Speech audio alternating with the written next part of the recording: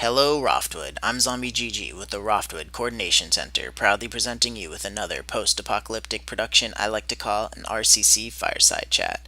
This episode is part 2 of my discussion with the Malton Medical Staff's head of security, Sunflower, and the Malton Medical Staff's head administrator, Lostfire. Thanks for listening, and I hope you enjoy the show.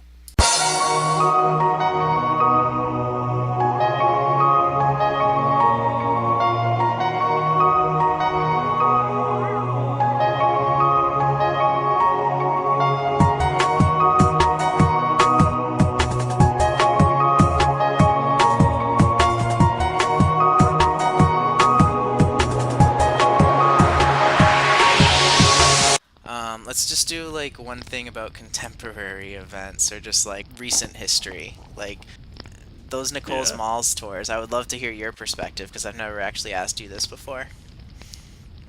Huh?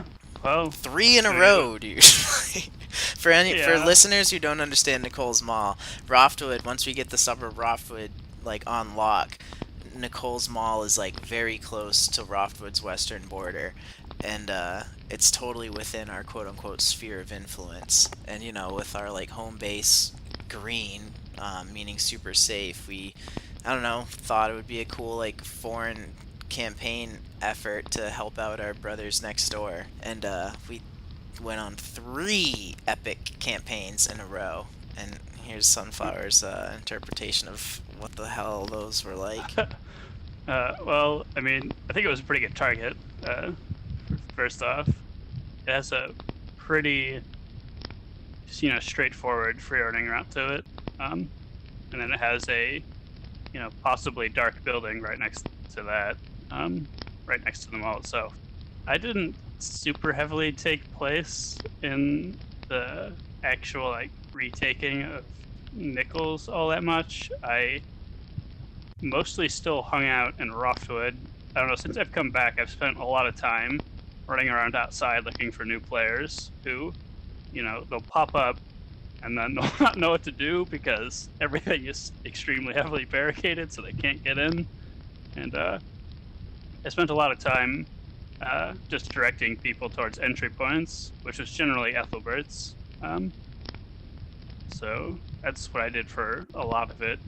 I kind of hung out in between, like during that era, I was sort of sleeping in the buildings in between Hildebrand and Nichols, because at some point, like we'd retaken Nichols, right? And we're like, sweet, we took it. And then, like you said, we did it 3 times, so for instance, something happened in between each of those. And I was always afraid of somebody just coming in and wrecking Roftwood because all the most active players were heading over to Nichols. And I mean, it kind of happened once the RRF started responding because, Nichols is kind of in our sphere of influence, so to speak, but it's definitely in theirs. Yeah, I recently learned that within the past month. I was like, why the hell the RF always like messing with us when we're like doing our Nicole's Mall campaign? It's like, oh, probably because the Blackmore building is like within 10 tiles. Yeah. So, yeah, it was, yeah, RF had a lot to say about Nichols Mall tours, but, yeah, I think it was good. I liked it overall. It was something for the group to do, the RCC that is, to sort of, work out kinks and the way we do things and, flex our muscles a bit. But it was, yeah, I liked them. They were fun. We made a presence, for sure. And we did get to flex, for sure. And I think we really got to know each other. Those were some crazy times, like some almost like classic mall siege type times, like throwback a little bit. Anyway, so I remember the 3rd tour of Nicole's Mall. We were like wicked gung-ho because we finally reached out to the Knights Templar, who I'm totally hyper looking forward to doing some more of these podcast episodes with them because they're another like Urban Dead icon that's been around just as long as the MMS. I know that they're old school like you guys, for sure. And the 3rd tour I'm feeling real good about because I like reached out to the Knights Templar and we got these guys backing us up and stuff, and it's like nice because usually what happens, for the listeners who don't have a whole lot of experience with Nicole's Mall, is there's an active just feral zombie presence they're just like a group of feral zombies that they just love hanging out in Nicole's Mall. That's their territory. And unless we do something about it, they usually have it under their control. I'm trying to think of some of the characters. Like Zuma. Zuma has one of the most highest XP. Like, I'm pretty sure Zuma's like top 10 highest character XP. Just super pro zombie player. And Zuma like hangs out around there. Like Eddie McAce hangs out around there. It's like I see those ferals all the time, and they're like no group association, but they're wicked strong presence. And we charge into Nicole's Mall, and then we like pretty much essentially are clashing with those guys. And then it's like once we start having any kind of real success, the RF just sends like a small little force, just enough to like tip the table in their direction, and we usually die or have to get out before we die. They're just like, alright, we can't, our ammo's too low, we don't have fogs, the revive queues are getting too long, we're just calling it.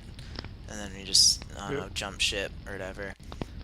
But that's usually what happens in Nicole's Mall. But this third tour, I was pretty convinced with the Knights Templar in our favor that we could compensate for when the RRF like show up, which they like have proven that they did the first two tours. It's like, nice, we got like the chips stacked on our side.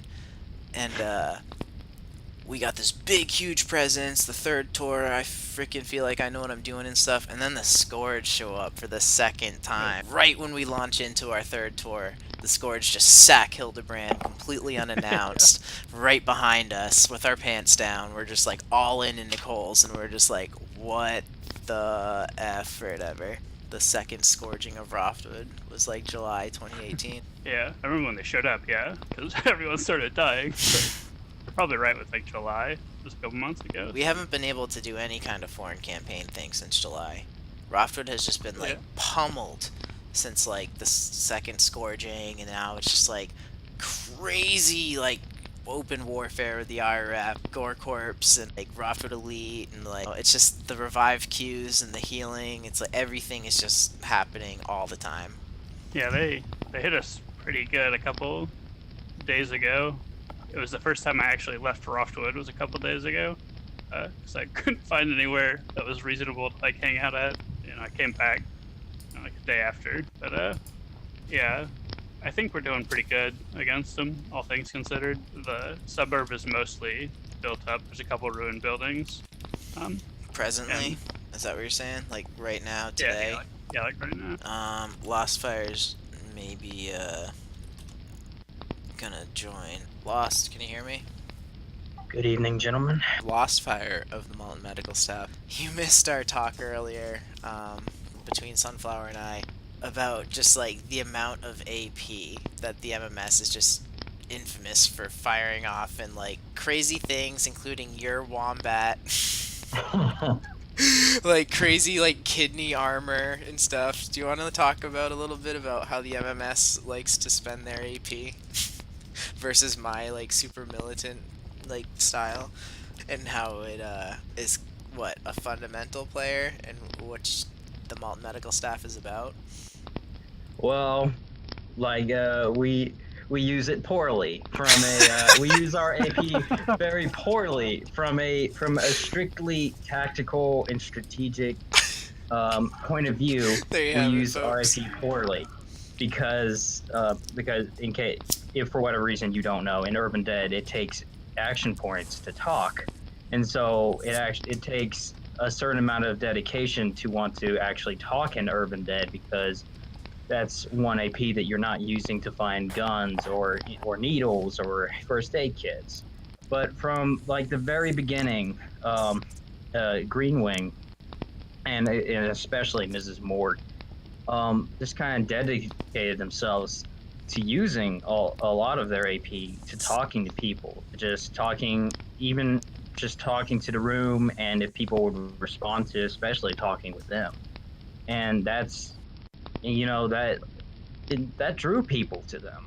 Like, and you know, even people that weren't part of the staff itself, people would come because they liked being talked to, because it was kind of unusual.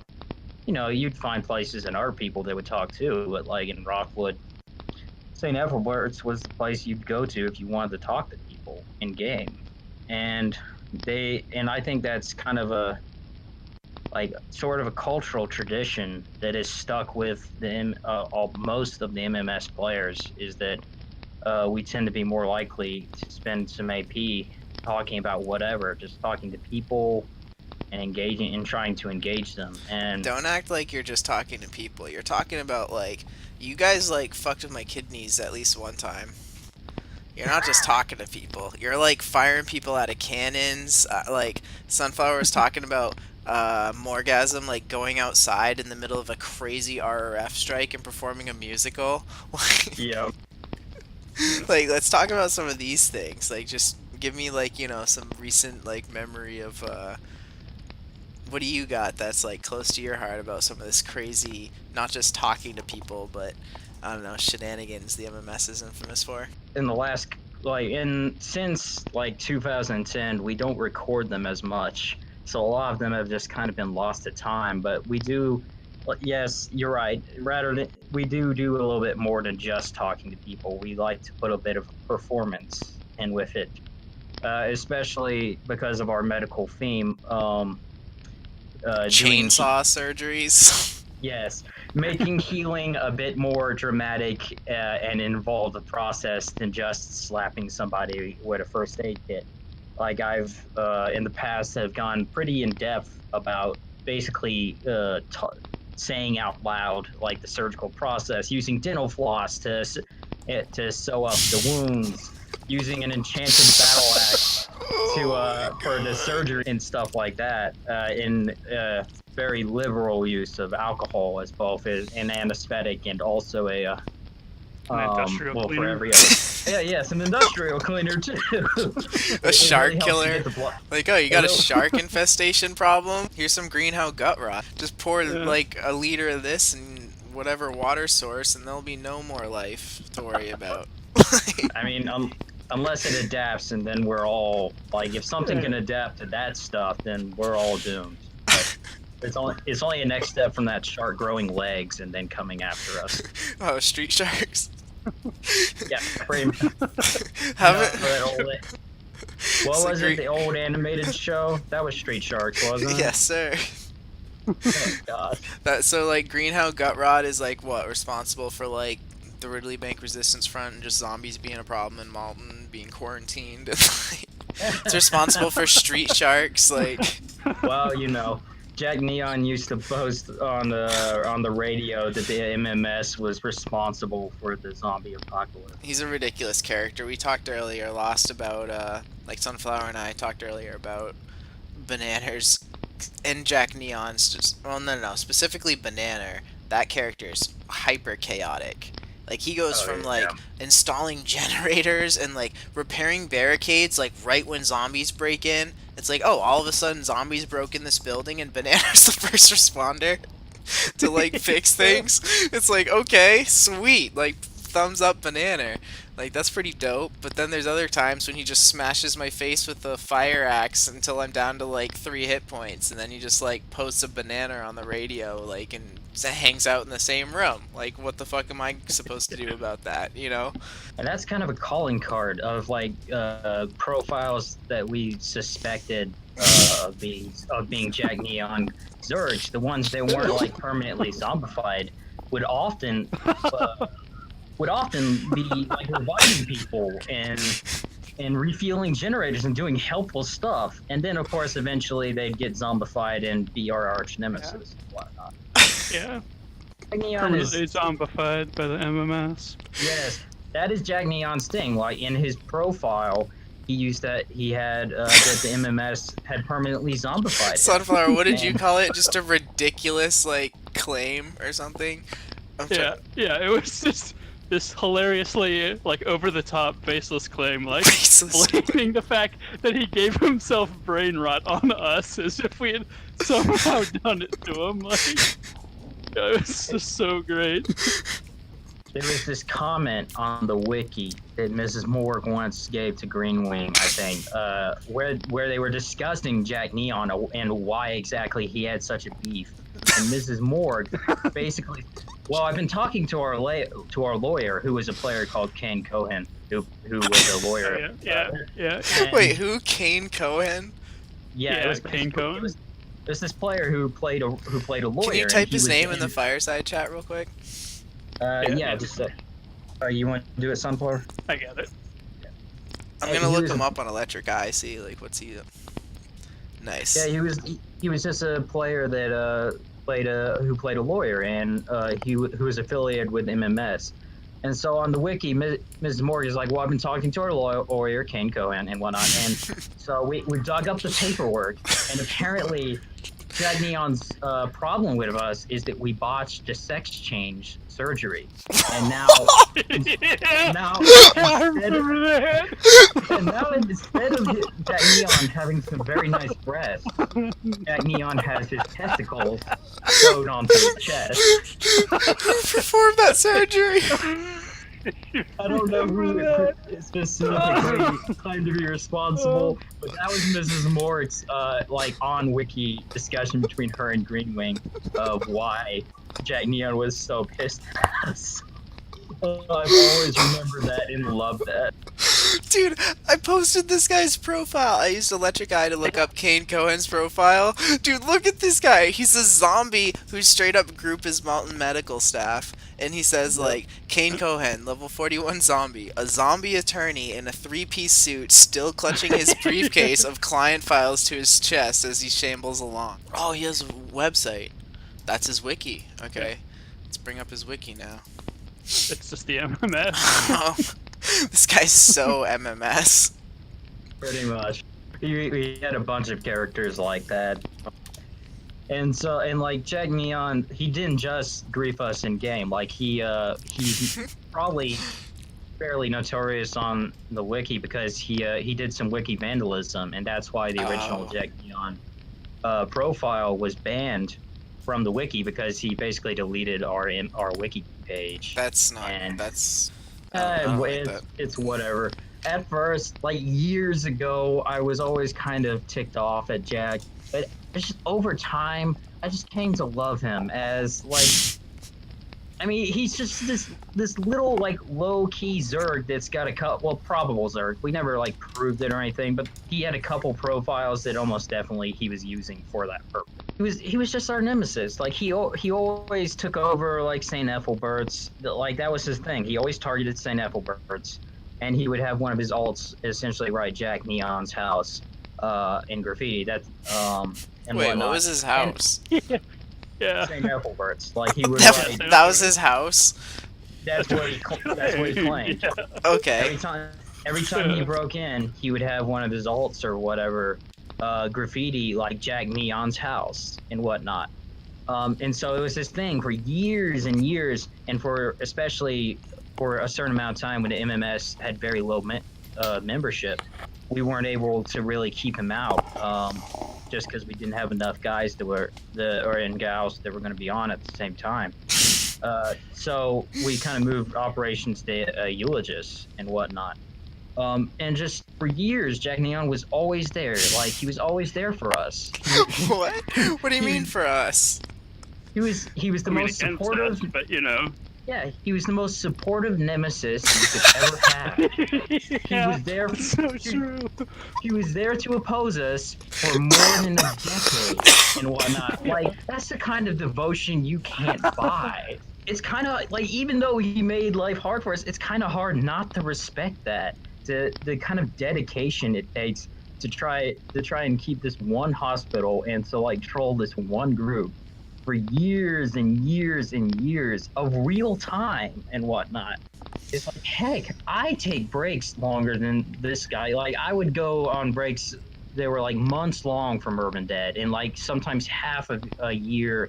And I don't know, there might have been like a full year of a break from Urban Dead and there at one point. But like Jack Neon was just always there, like clockwork. He was like the sun. Whenever you logged in, he's just still doing his thing. Like regardless of how long your breaks are, when you log back into Urban Dead, Jack Neon is there, doing his same shtick or whatever. It's just like a fascinating little player and whatnot, and you know, like he probably didn't matter at all outside of Roftwood, but to us, he's just one of those weird pieces of local color that is part of what makes Roftwood special, I think. Oh yeah. It's kind of funny funny talking about a guy that was an almost definite Zerger, but he did it to like such a low degree that it didn't really matter that much. But I don't know, like it's just funny, because like I don't respect his tactics, but I don't know, just his dedication. What do you remember about Garwala Lost? Not a ton from the original days.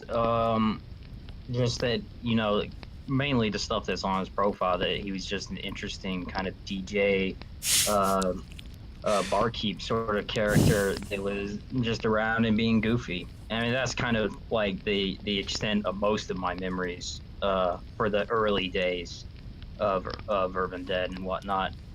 I wish I now, like, looking back on it like 11 years later and whatnot, I wish I had like kept a journal or something, but it's kind of that thing where you never think about what's happening right now as history. Yeah. And it's so like I just I went through it. I logged in. I was actually extremely quiet. I was mainly an observer in the early days of the MMS and whatnot. I think partially because Mrs. Morrig was so much of a personality that there wasn't really a need for me to be. It was only like years later, when a lot of the more flamboyant of our personalities had logged off for the last time, that I started kind of stepped into their boots and started talking a lot more in very much their own manner. Like I've added a lot, kind of my own style to it, but the way I play in game, talk in game and whatnot is very goofy, very off the wall kind of humor, is very much inspired by Mrs. Morgan and also just the MMS in general. I recently got flack from Lord Moloch in a previous conversation for being a guy that rolled, like, not really flag, but he was disappointed that or something. Yeah, friendly jibing that a guy was playing the female nurse Lostfire and whatnot, and like Lostfire is actually like one of the only female characters that I role play anywhere, like on any game and whatnot, and that is very much to do with Mrs. Morg, I think, because she was just she was pretty much very much a role model for me. I know that might sound kind of goofy for a video game to some people. Dude, but Miss Morg I had as an AIM screen name. Like, Benigno I had as, like, one of my AIM friends. Like, AIM for listeners is AOL Instant Messaging. Like, that was the way. Some old school shit. When I was in high school, everyone had AIM. These days, everyone has Facebook and stuff, but back in my day, like, when I was in high school, AIM was the shit. Everyone who had access to, like, dial-up, which was usually America Online, had an America Online Instant Messenger account. And I had, like, Morgasm's IM, and I had Benigno's IM. And Morgasm particularly was, like, I really got to know her as, like, a person in game and out of game. She was one of my first original, like, meta connections. Like, we had, like, a chat room and stuff. And she was just, like, a really cool player and totally inspirational. And she's, like, a huge reason why I've always had an infatuation with the Malton Medical Staff.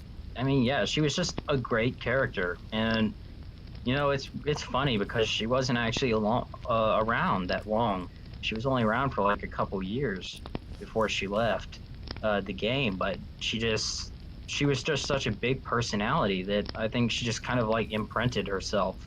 She just sticks in your head. She was such an interesting character, and she very much influenced just how I play the game, and trying to talk a lot in game and be and with a very goofy, outlandish sense of humor. I mean, it's why my character's female. It's why my character has red hair.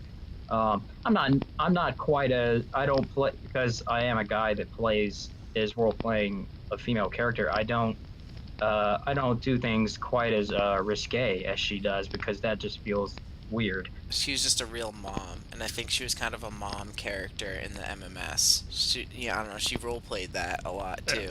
Like she didn't have kids but she kind of role played the community wicked well as far as like fostering, being good natured, funny. I don't know. She was very much, I think. Well, she was like a mom that would still flirt with me.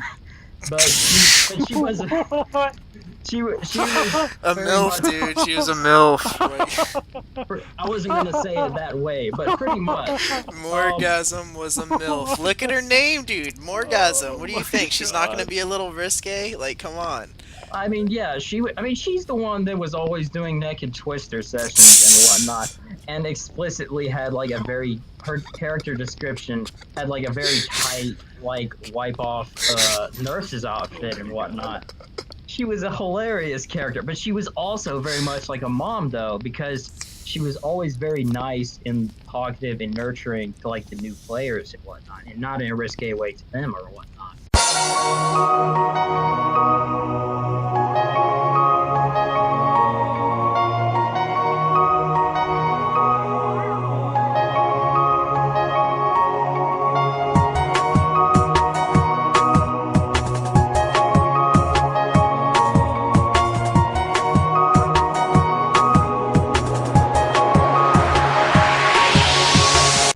This concludes part 2 of my discussion with the Malton Medical Staff's head of security, Sunflower, and head administrator, Lostfire. This RCC Fireside Chat is a post-apocalyptic production proudly presented to you by the Roftwood Coordination Center. I'm Zombie GG, and Roftwood, the pleasure's been mine.